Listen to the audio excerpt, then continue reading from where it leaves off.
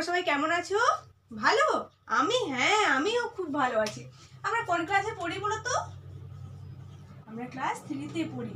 এর আগের দিন আমরা কি শিখেছিলাম ক্লাসে? হ্যাঁ, কি বলো তো?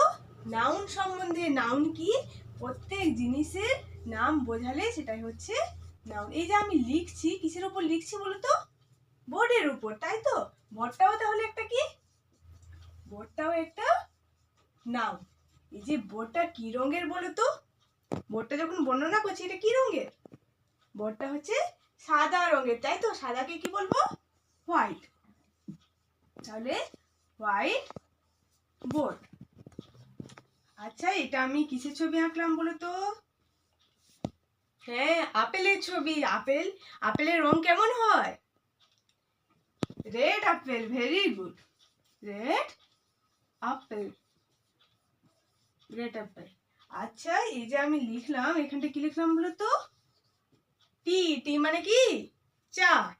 আমাদের বাড়িতে প্রত্যেকে সকালবেলায় সবাই চা পান করেন, তাই তো? তাহলে কিরকম চা পান করেন, গরম না ঠান্ডা? হ্যাঁ, ঠিক বলেছো রাম। গরম চা। গরমকে কি বলে? হট। তাহলে হট টি। আচ্ছা, পাতার রং কেমন বলো তো? পাতাকে ইংলিশে কি বলে? হ্যাঁ, লিভ। লিভ বানান এল ই এ এফ, লিভ। আর পাতার রং হচ্ছে সবুজ, গ্রিন। এবার তাহলে তোমরা বলো তো, এই যে বোর্ডটা কি রঙের, আমরা কোন শব্দ দ্বারা বোর্ডটা কেমন বুঝতে পারলাম? হোয়াইট। আর বোর্ডটা হচ্ছে নাউন। অ্যাপেল। অ্যাপেলটা কি? নাউন। আর অ্যাপেলটা কেমন, কোন শব্দ দ্বারা বুঝতে পারলাম? রেড। আচ্ছা, এই যে চা, চাটা গরম না ঠান্ডা, চাটা কেমন, কোন শব্দ দ্বারা বুঝতে পারলাম? হট। আর পাতাটা কেমন, কোন শব্দ দ্বারা বুঝতে পারলাম? গ্রিন। এই যে দেখো, হোয়াইট, রেড, হট, গ্রিন, এই যে এই শব্দগুলো কার সামনে বসেছে? নাউনের সামনে বসেছে। আর নাউনের সামনে বসে নাউনটা কেমন, নাউনটার বর্ণনা করছে। এইগুলাকে কি বলবো জানো? বা নাউনটা ডেসক্রাইব করছে। এগুলাকেই বলবো ডেসক্রাইবিং ওয়ার্ড। কি বলবো? ডেসক্রাইবিং ওয়ার্ড বা অ্যাডজেক্টিভ। Describing word. তাহলে প্রথমে আমি এখানে কিছু সেন্টেন্স লিখছি, তোমরা বলো তো।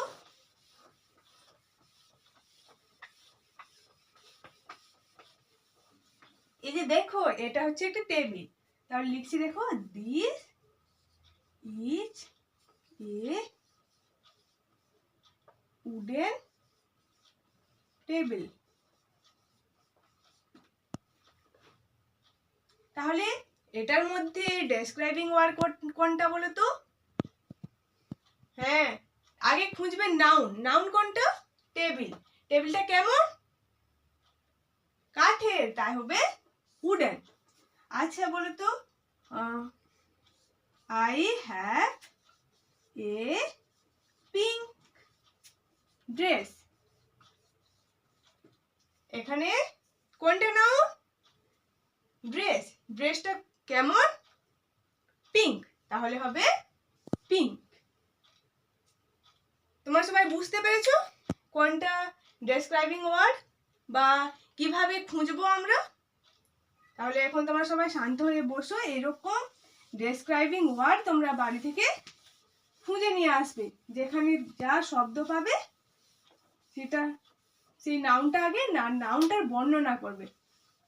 এখন তোমরা শান্ত হয়ে বসো, পরের ক্লাসে স্যার বা ম্যাম আসছে।